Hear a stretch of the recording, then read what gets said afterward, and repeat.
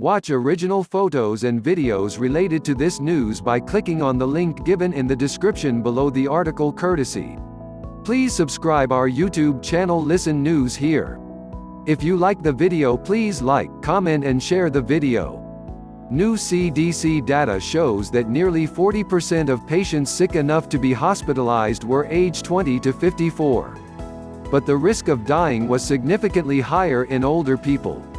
American adults of all ages, not just those in their 70s, 80s and 90s, are being seriously sickened by the coronavirus, according to a report on nearly 2,500 of the first recorded cases in the United States. The report, issued Wednesday by the Centers for Disease Control and Prevention, found that, as in other countries, the oldest patients had the greatest likelihood of dying and of being hospitalized. But of the 508 patients known to have been hospitalized, 38% were notably younger, between 20 and 54. And nearly half of the 121 patients who were admitted to intensive care units were adults under 65, the C.D.C. reported. "I think everyone should be paying attention to this," said Stephen S. Morse, a professor of epidemiology at Columbia University's Mailman School of Public Health. "It's not just going to be the elderly. There will be people aged 20 and up. They do have to be careful, even if they think that they're young and healthy." The findings served to underscore an appeal issued Wednesday at a White House briefing by Dr. Deborah Birx, a physician and State Department official who is a leader of the administration's coronavirus task force.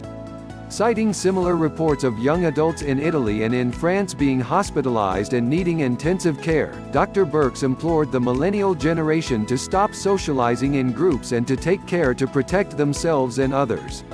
"You have the potential then to spread it to someone who does have a condition that none of us knew about, and cause them to have a disastrous outcome," Dr. Birx said, addressing young people.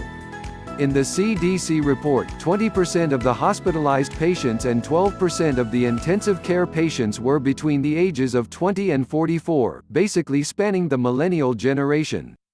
"Younger people may feel more confident about their ability to withstand a virus like this," said Dr. Christopher Carlston, head of respiratory medicine at the University of British Columbia.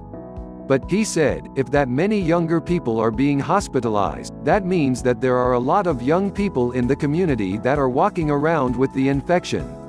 The new data represents a preliminary look at the first significant wave of cases in the United States that does not include people who return to the country from Wuhan, China, or from Japan, the authors reported. Between February 12 and March 16, there were 4,226 such cases reported to the C.D.C., the study says. The ages were reported for 2,449 of those patients, the C.D.C. said, and of those, 6% were 85 and older, and 25% were between 65 and 84. 29% were aged 20 to 44. The age groups of 55 to 64 and 45 to 54 each included 18% of the total.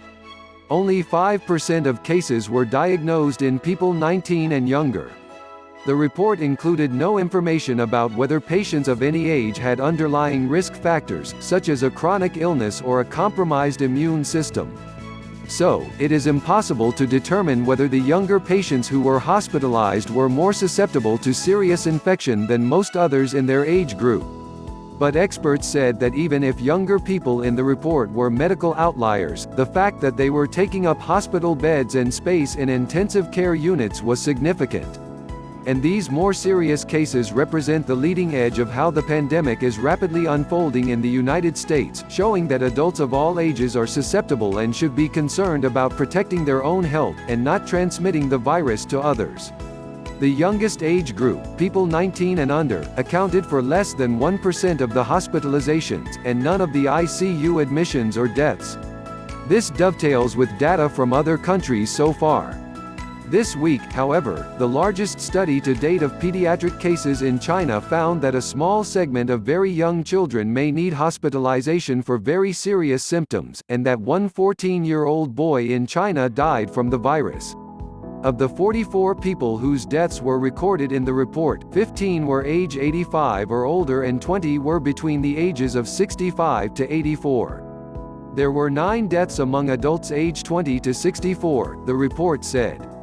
Some of the patients in the study are still sick, the authors noted, so the results of their cases are unclear. Data was missing for a number of the cases, which likely resulted in an underestimation of the outcomes, the authors wrote. Because of the missing data, the authors presented percentages of hospitalizations, ICU admissions and deaths as a range. The report also says that the limited testing available in the United States so far makes this report only an early snapshot of the crisis. Still, the authors wrote, these preliminary data also demonstrate that severe illness leading to hospitalization, including ICU admission and death, can occur in adults of any age with COVID-19.